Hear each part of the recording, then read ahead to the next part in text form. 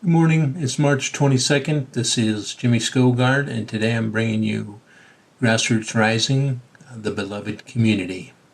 I've spent some time talking about how we can shield ourselves from digital noise that seeks to divide us, but a shield is only the beginning. Once we protect our peace, we still have to decide what to build with it. That's where this episode begins. In this reflection of Grassroots Rising, I want to talk about the beloved community. This vision is often tied to the dream of a society shaped by love and justice, a community where injustice ceases because love prevails. Long before that vision was given a public voice, a foundational command was given to make it possible. We are told to love with all our heart, soul, mind, and the strength, and to love our neighbor as ourselves. This is a working blueprint for how we choose to live together. It begins with the heart. If we want to build a healthy community, we cannot do it with a cold heart or a private hunger to defeat and humiliate the people around us. Love demands that I examine what is actually driving me. Am I acting out of service or out of resentment? Am I trying to heal or am I just trying to win? Love moves to the soul.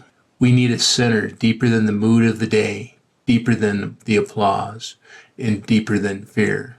Without that center, we drift with every outrage cycle and every loud voice that promises easy enemies and easy answers.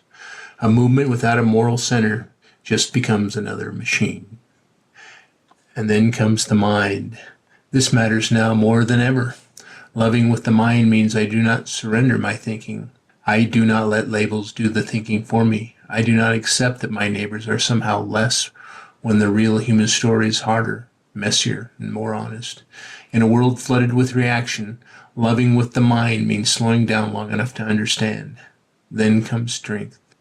Strength is where this commitment leaves the realm of ideas and enters the world of effort. Love is not only a feeling, love is a labor. It is showing up when it would be easier to stay home.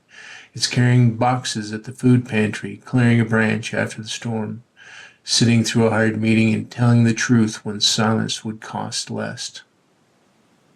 Strength is love made visible. Finally, we are tested by the demand to love our neighbor as ourselves. That line sounds familiar, but it's far more demanding than most of us admit. It means my neighbor is not a prop for my politics. My neighbor is not a label, not a stereotype, or a target for my frustration. If my neighbor is hurting, excluded, or dehumanized, then something is broken in the community I claim to love. That is what the beloved community demands of us. It demands more than belief. It demands discipline. It demands that I listen before I label.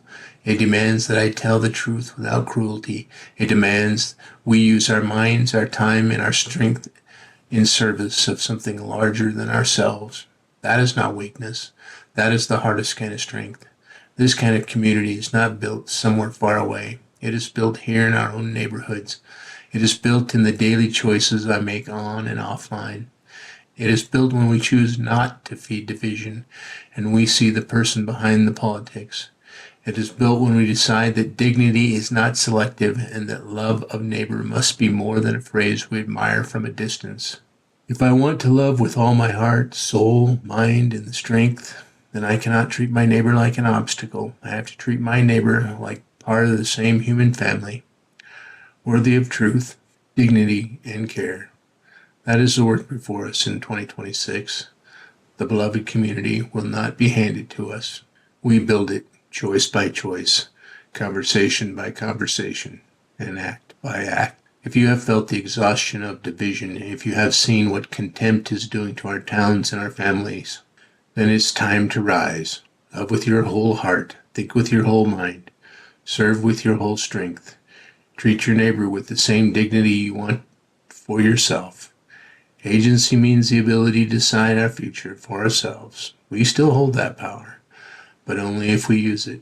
Our children's and our grandchildren's legacy is in our hands now. Please join the movement at skogard2026.org. Thank you for listening with me today. I'll talk to you tomorrow.